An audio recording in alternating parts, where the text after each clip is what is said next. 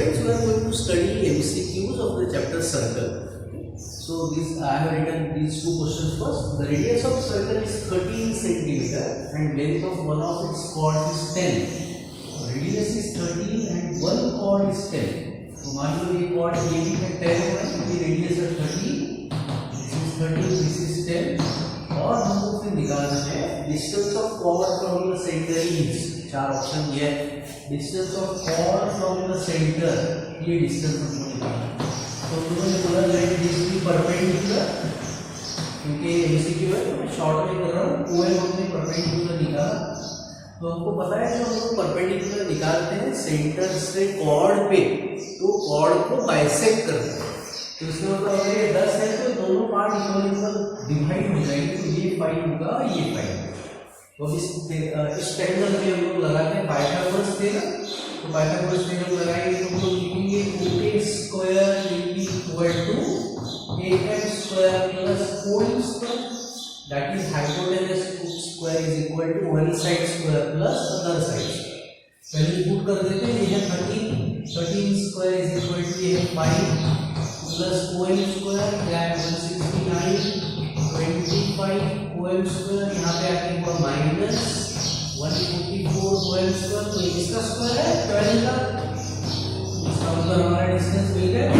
Distance of chord from the center is 12 centimetre. So our answer is second option B. Second question देखते हैं। A chord is at a distance of 8 centimeter from the center of circle। Centre से chord का distance जो है 8 centimetre पर distance is 8, radius is 17, radius दिया हुआ है 17 और फिर हमको निकालना क्या है लेंथ ऑफ chord। ठीक है, डिस्टेंस तो दिया हुआ है, फिर से हमने लगाना है पाइथागोरस में, तो हम लोगों ने लिखा होगा 17 square is equal to 8 square plus am square. 17 square कर दिया 289 या 64 प्लस am स्क्वायर, यहाँ पे माइनस करता हूँ, या 225 और ये किसका स्क्वायर है 225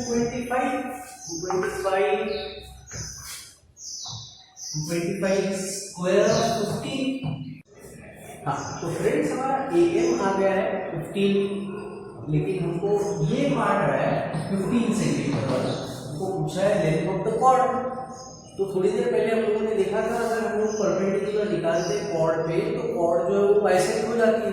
इसका मतलब अगर ये 15 है तो ये भी 15 है, मतलब टोटल AB कॉर्ड जो होगी वो होगी 30 सेंटीमीटर। तो देयरफॉर AB इज 30, हमारा कौन सा ऑप्शन इसमें आया, ऑप्शन सी आया correct answer 30 centimetre. So friends आगे के दो question MCQ। BOC is diameter, ये डायमीटर दिया हुआ है, AB और AC इक्वल है ऐसे बोला हुआ है, तो these two sides are equal और एंगल ABC ये एंगल फाइंड करना है। चार ऑप्शंस हम लोग को दिया है, ये तो बहुत ही आसान क्वेश्चन है। हमको पता है कि किसी भी सेमी सर्कल में अगर हम लोग सर्कल पे कहीं पे भी कोई भी एंगल तैयार करते हैं, मतलब मान लो यहाँ पे मैंने एक पॉइंट ले लिया है, सेमी सर्कल में ये एंगल बना है, this is diameter angle, this is the semi circle, तो ये एंगल हमेशा 90 डिग्री का ही होता है।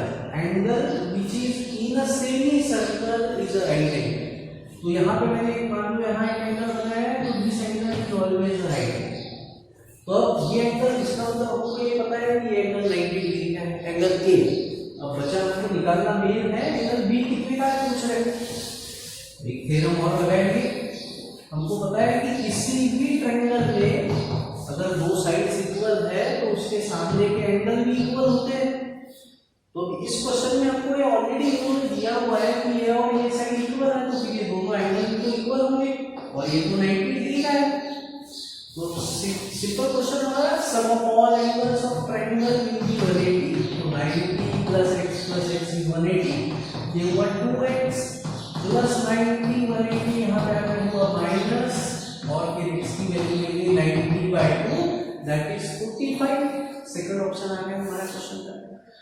नेक्स्ट क्वेश्चन देखते हैं, इसमें हमको दिया है कि वो जो है वो सेंटर एंगल ACB, ये 30 डिग्री का एंगल दिया हुआ है और AOB फाइंड करना है, मतलब ये सेंटर वाला एंगल कितने डिग्री का है ये निकालना है।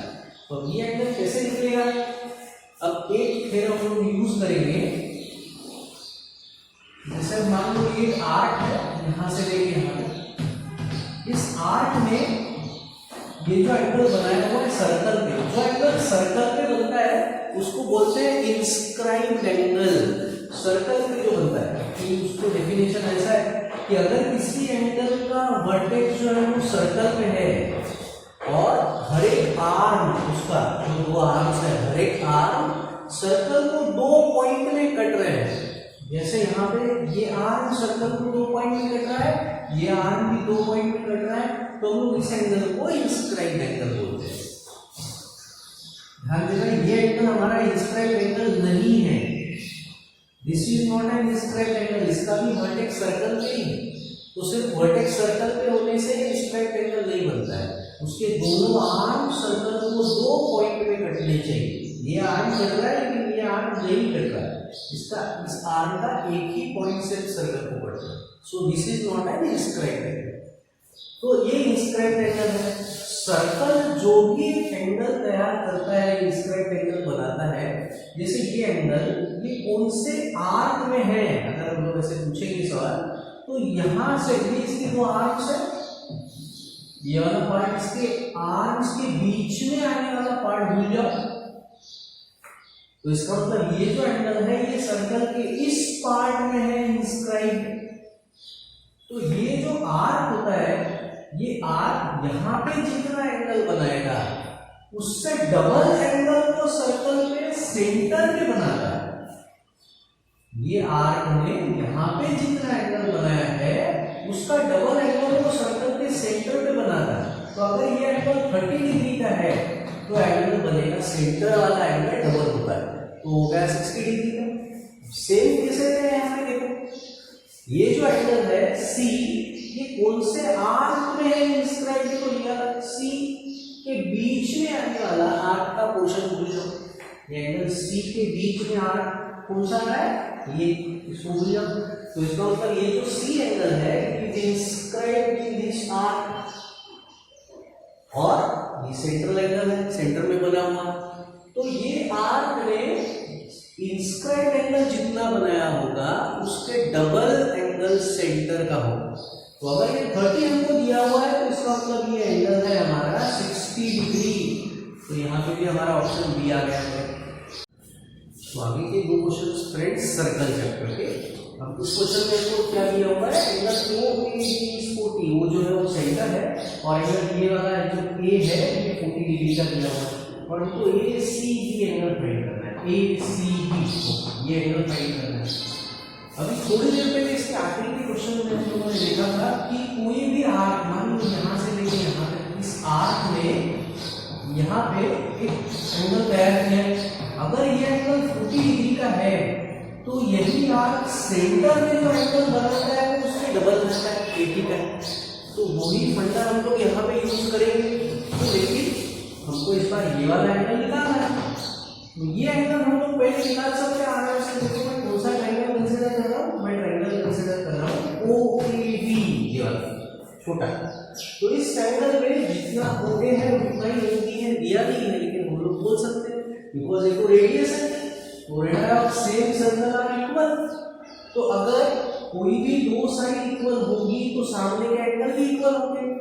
तो अगर ये एंगल 40 डिग्री हमको दिया हुआ है तो इसका मतलब ये भी एंगल 40 डिग्री का है। तो अब सम ऑफ ऑल एंगल तो होता है 180, तो इसके ऊपर से ये हमको मिल जाएगा। तो 180 में से 18 पे कर दिया माइनस, तो ये एक्स एंगल हमारा मिल गया, एक्स आ गया हमारा 100 डिग्री का एंगल। तो ये एंगल हमको पता है कि ये है 100 डिग्री। अभी हम लोगों ने देखा कि कोई भी आर्क सर्कल पे जो एंगल तैयार करता है, इस आर्क ने सर्कल पे जो एंगल बनाया है, मान लो ये 50 का है, तो सेंटर पे उसका डबल एंगल बनाता है। मतलब सेंटर वाला एंगल डबल होता है और सर्कल वाला एंगल आधा होता है। तो अब अगर यहाँ का एंगल 100 है सेंटर वाला, तो इसका मतलब सर्कल वाला एंगल उसका आधा होगा, तो ये हो गया 50 डिग्री का एंगल। तो ये अपना ऑप्शन फिर से बी। नेक्स्ट क्वेश्चन देखते हैं। AOB डायरेक्टर में ऐसा दिया हुआ है, AB की वैल्यू 34 है, तो इसका मतलब 17 है क्योंकि ये दोनों रेडियस है। उसके बाद CD दिया हुआ है 30, ये कॉर्ड है जिसकी लेंथ 30 सेंटीमीटर है और हमको distance of CD from AB निकालना है। तो CD और AB के बीच का डिस्टेंस, तो डिस्टेंस तो हमेशा परपेंडिकुलर ही रहेगा, इसका मतलब ये 90 डिग्री का एंगल। अब वो थ्योरम एक यूज करेंगे जो इससे पहले भी हम लोगों ने यूज किया कि किसी भी कॉर्ड में जब हम लोग सेंटर से परपेंडिकुलर निकालते हैं तो कॉर्ड बाइसेक्ट हो जाती है, उसके दो इक्वल पार्ट होते हैं। तो अगर ये CD जो है वो 30 सेंटीमीटर दिया हुआ है तो ये परपेंडिकुलर होने की वजह से दोनों की वैल्यू हो जाएगी 50। हमको निकालना क्या है, डिस्टेंस, ये डिस्टेंस निकालना है। तो एक ट्रायंगल तैयार कर लेते हैं, ट्रायंगल तैयार करने से हम लोग पाइथागोरस लगा सकेंगे। ये हमको 15 और ये 15 दिया हुआ है। अगर मान लो मैं ऐसा एक ट्रायंगल बनाता हूँ तो अब हम लोग ये क्वेश्चन कर सकेंगे कि आगे कंटिन्यू कर सकते हैं, नहीं कर सकते। तो हम लोग ये तो पता ही नहीं है, तो निकालना ही है हमको, ये भी तो नहीं पता है। ये जो 15 है ये वाला पार्ट 15, ये 15 और ये 15, और इसमें हम लोग कैसे निकालेंगे, पाइथागोरस को लगेगा नहीं, पाइथागोरस का लगा लेंगे लेकिन यहाँ पे ना ये वैल्यू पता है नहीं, वैल्यू पता है। तो अगर हम लोग ये ट्रायंगल लेते हैं, इस ट्रायंगल के बारे में सोचते हैं तो हमारे पास OL तो निकालना ही है, OA पता है लेकिन ये AL भी तो नहीं पता। तो पाइथागोरस लगाते वक्त एक वैल्यू छोड़ के बाकी दो वैल्यू पता होनी चाहिए, तो तीसरी वैल्यू मिल सकती है। जब हम लोग फॉर्मूला लगाते हैं hypotenuse square equal to one side square plus other side square, तो तीन में से दो वेरिएबल्स हमको पता होनी चाहिए, लेकिन यहाँ पे OL निकालना ही है और AL भी पता नहीं है, तो फिर OL की वैल्यू कैसे मिलेगी। तो ये ट्रायंगल हमारा गलत होता है, ये वाला ट्रायंगल कंसीडर करेंगे तो आएगा नहीं। तो क्या करना चाहिए, मैं ये कॉर्ड के साथ जो ट्रायंगल बनता है वो ट्रायंगल बनाता हूँ, मतलब या तो ये C को सेंटर के साथ जोड़ देता हूँ ऐसे, या तो B को जोड़ देता हूँ। तो अगर मैंने यहाँ पे जोड़ दिया है तो रेडियस तो हमको पता है 17, ये 17 है तो इसका मतलब ये 217 ही है, रेडियस ही ये 15 है, ये भी पता है, तो पाइथागोरस लगा के मिल जाएगा। तो इस ट्रायंगल के दो वैल्यूज पता है, तो वो ट्रायंगल हम लोग कंसीडर कर रहे हैं, पाइथागोरस लगा के आंसर आ जाएगा। 90 के सामने की साइड हाइपोटेनस होती है, ये 90 डिग्री है, मतलब हाइपोटेनस इज OD, तो OD square will be equal to OL square plus LB square, radius है 17। उसके बाद OL हमको निकालना है डिस्टेंस और LB है 15, ये 289, OL स्क्वायर 15 का स्क्वायर 225, यहाँ पे आके कर देता हूँ माइनस 289 माइनस 225 कितना आएगा, ये 64, तो इसका स्क्वायर है 8 का, तो इसका मतलब हमको मिल गया कि distance between the two chords is 8 centimetre. First option आ गया हमारा आंसर। तो नेक्स्ट क्वेश्चन एमसीक्यू सर्कल का क्वेश्चन नंबर 7, ABCD जो है वो इक्वल कॉर्ड्स ऐसे बोला हुआ है, ये दो कॉर्ड जो है इक्वल दिया हुआ है, और AOB this angle is 80 degree और हमको निकालना है एंगल COD, ये एंगल निकालना है। अब हम लोग ये वर्टिकली अपोजिट एंगल नहीं बोलेंगे, ऐसा जरूरी नहीं है स्ट्रेट लाइन हो, जैसे फिगर में दिख भी नहीं रही है तो ये हम लोग वर्टिकली अपोजिट एंगल करके इक्वल नहीं बोल सकते। तो ये दो एंगल कैसे निकाल सकते हैं, एक सिंपल थ्योरम है सर्कल कि अगर कॉर्ड्स इक्वल है, तो कितनी भी हो, 2 हो 4 हो 10 हो, अगर सर्कल में बनाई हुई कॉर्ड इक्वल है तो वो सेंटर में एंगल भी इक्वल ही सबटेंड करती है। अगर ये कॉर्ड ABCD, ये the chords are equal, then they form equal angles at the centre. तो ये एंगल जितने का बनेगा ये एंगल भी सेम बनेगा और ये एंगल भी सेम उतना ही बनेगा। तो कॉर्ड तो इक्वल दिया है क्वेश्चन में, तो इसका मतलब अगर ये एंगल 80 डिग्री का इस कॉर्ड ने बनाया हुआ है तो ये वाली कॉर्ड भी 80 डिग्री का ही एंगल बनाएगी, तो इसका मतलब हमारा ऑप्शन आ गया फिर से B 80। अगला क्वेश्चन एमसीक्यू का, हमको इस क्वेश्चन में दिया हुआ है कि सर्कल का AB जो एक कॉर्ड है, CD डायमीटर है जो उस पे परपेंडिकुलर है, CD is perpendicular to AB, हमको AB दिया हुआ है 12। तो हमको थ्योरम पता है कि अगर किसी भी सर्कल में सेंटर से अगर कॉर्ड पे परपेंडिकुलर निकालेंगे तो कॉर्ड बाइसेक्ट हो जाएगी। तो ये 12 जो कि 6 और 6 के दो पार्ट हो गए, एक CE जो नीचे का ये जो पार्ट है ये 3 सेंटीमीटर दिया हुआ है, लेकिन हमको निकालना है रेडियस कितना है बताओ। 4 ऑप्शन हम लोग को दिया हुआ है, क्या करना पड़ेगा, अगर मैं इसको जोड़ देता हूँ, ये दिया हुआ नहीं था, मैंने इसको जोड़ा हुआ है OA को, अगर इसको नहीं जोड़ना है कहीं पे भी जोड़ सकते हैं, इसको जोड़ सकते हैं, यहाँ पे जोड़ सकते हैं।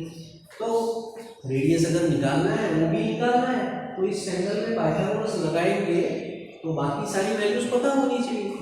ये तो पता है 6 है, लेकिन ये तो पता ही नहीं, तो अब क्या करें, हम लोग लेते हैं let the radius be x। हम लोगों ने क्वेश्चन स्टार्ट किया, हमने बोला लेट रेडियस बी x, तो अगर रेडियस x है तो इसका मतलब OB और OC दोनों ही x हो गया, OB और OC दोनों ही तो रेडियस है, तो मैंने लिखा OB = OC = x रेडियस। तो अगर ये x है और उसमें से ये जो पार्ट है वो 3 है, तो फिर ये ऊपर वाला पार्ट कितना होगा, मान लो रेडियस है 10, ओके, अगर ये 10 है उसमें से नीचे का 3 है, तो ये ऊपर का कितना होगा, 10 - 3 7 होगा। अगर मान लो रेडियस अपना 8 सेंटीमीटर है और ये नीचे का 3 है, तो मतलब ऊपर का 8 - 3 5 होगा। तो अगर रेडियस x है और ये 3 है, तो हमारा जो OE पार्ट होगा वो होगा x - 3, ये अपना x है, ये x - 3 है, ऐसा बोलो लगा के आंसर आ जाएगा। तो हम लोग ट्रायंगल कंसीडर कर रहे हैं, ट्रायंगल OEB, ऐसा बोलो लगाएंगे तो लिखेंगे OB² = OB² + BE²। OB कितना है, रेडियस x हमने लिया था, OE की वैल्यू कितनी आई, ये x है, ये 3 है, तो ये आया था x - 3 whole square plus b, हमको पता है क्या क्वेश्चन में, b पता है 6 स्क्वायर। अब बहुत बार गलती कहाँ होती है, ये x² और यहाँ लिखते हैं हम लोग x² - 9, और यही क्वेश्चन गलत हो जाता है। जब भी ब्रैकेट का स्क्वायर है तो उसको a - b होल स्क्वायर का फॉर्मूला यूज करना पड़ेगा। ये फॉर्मूला यूज करेंगे a² - 2ab + b²। अगर यहाँ प्लस होता तो प्लस का फॉर्मूला यूज करता, हम लोग लिखते a² + 2ab + b²। अब यहाँ माइनस है इसलिए हम लोग यहाँ पे माइनस का फॉर्मूला यूज करेंगे। तो ये फॉर्मूला लगाने के बाद क्या आएगा, x² - 2 × x × 3 that is 6x plus 3² is 9 and plus this 6² is 36। तो अब ये x² कैंसिल हो जाएगा, इस तरफ आएगा तो माइनस हो जाएगा, तो कैंसिल हो जाएगा। तो क्या बचा, x² कट गया, -6x को मैं इधर ले जाता हूँ, ये हो गया +6x, और फिर राइट साइड में क्या बचा, 36 + 9 स्क्वायर कर देता हूँ 45, या 45/6 डिवाइड कर देता हूँ डायरेक्टली।